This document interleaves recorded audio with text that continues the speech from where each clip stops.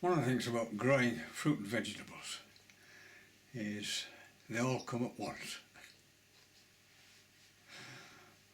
Like the plums, the strawberries, the cauliflowers, whatever. In my case it's beans and plums. So when you have this kind of surplus, I mean, you can give a lot away, but you're still left with a lot of it. And it'd be such a waste just to throw it away.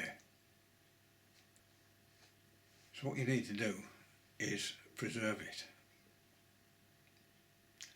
As soon as you pick your fruit or vegetables, then the breakdown begins immediately. There's attacks on both sides, from the outside and the inside, by chemicals called enzymes. So a little bit of science first of all. On the outside, the enzymes are produced by fungus and bacteria. They begin to digest your fruit and veg from the outside. But there are also enzymes inside, and as soon as you pick the fruit, they also begin to sort of self-destruct the fruit from the inside. So if you're going to preserve the fruit or your vegetables, then one way of doing it is to destroy these enzymes. And the easiest way of doing that is by heating them. So as soon as you pick your surplus, the quicker you do this, the better. And there you can see a perfect example of it. This fungus attacking these brambles, passing their enzymes out onto the brambles, which are digested. Their goodness passes back into the fungus, so you get more fungus.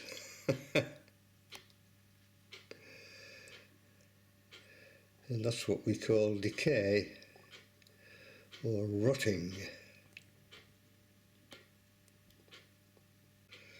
But there are enzymes inside the bramble which are beginning to decay it from inside. And if you want to preserve these brambles, then obviously you have to stop this enzyme action. Now that's 4 days later. A lot more fungus, a lot less bramble. All these little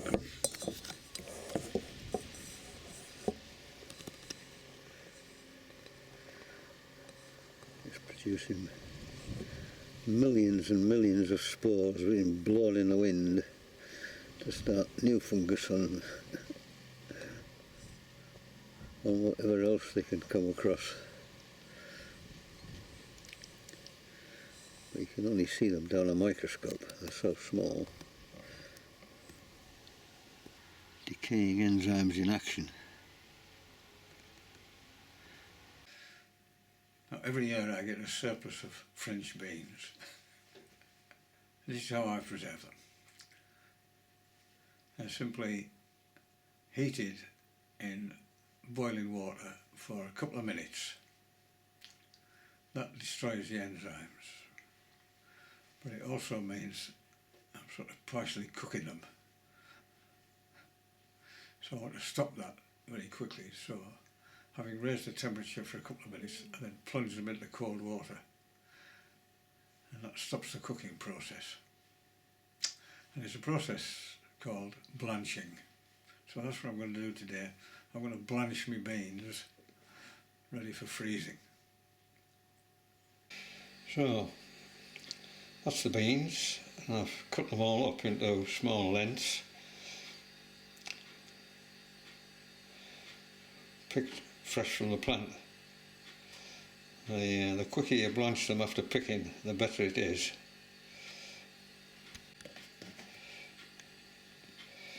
So I just put a little bit of salt on, not a lot.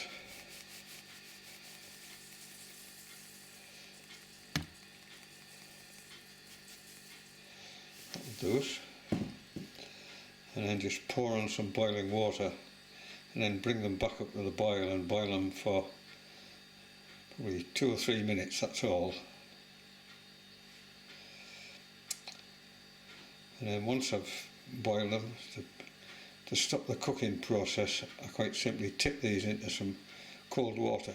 The colder the better. I mean, if you've got ice cubes in the water, then that certainly helps, but just cold water from the tap will stop the cooking process. So just pour some boiling water in the kettle.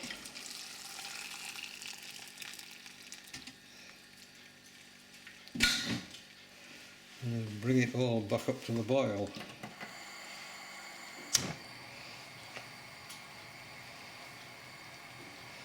Boil them for about 3 minutes, I would think, maximum.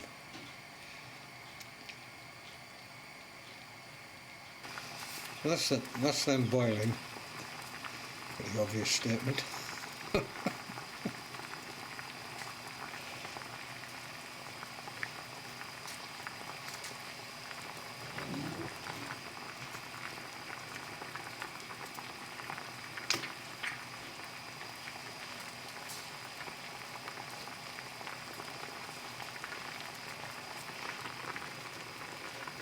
And just lift that scum off.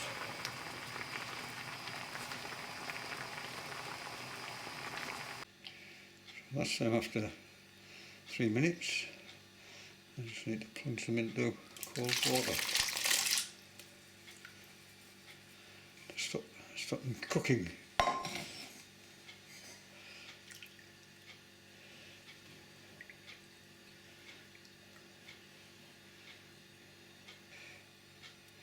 As I say, if you've got ice cubes, it cools them down even quicker.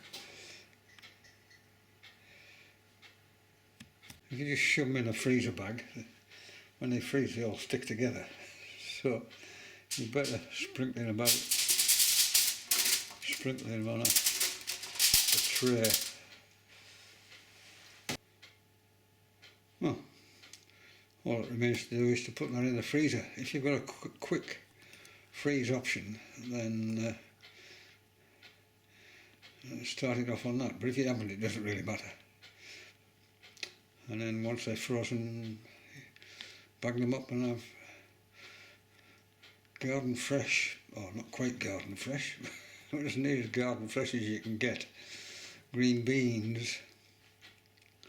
Obviously if you're doing broccoli or cauliflower, then the blanching time may be a little bit shorter because they tend to cook quite quickly. But anyway, there we are, and I'll probably do 3 or 4 of these over the coming weeks as these beans continue to come, even in these drought conditions. They seem to be thriving. Well, there they are, all frozen. Just need to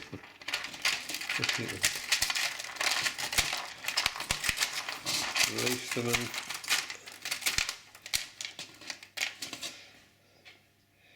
just need to break them away and put them in a bag, label them, date them, stick them back in the freezer. They keep for ages, keep for months. Well, that's it till the next surplus. Should probably be next week. Anyway, the kitchen. Cheerio.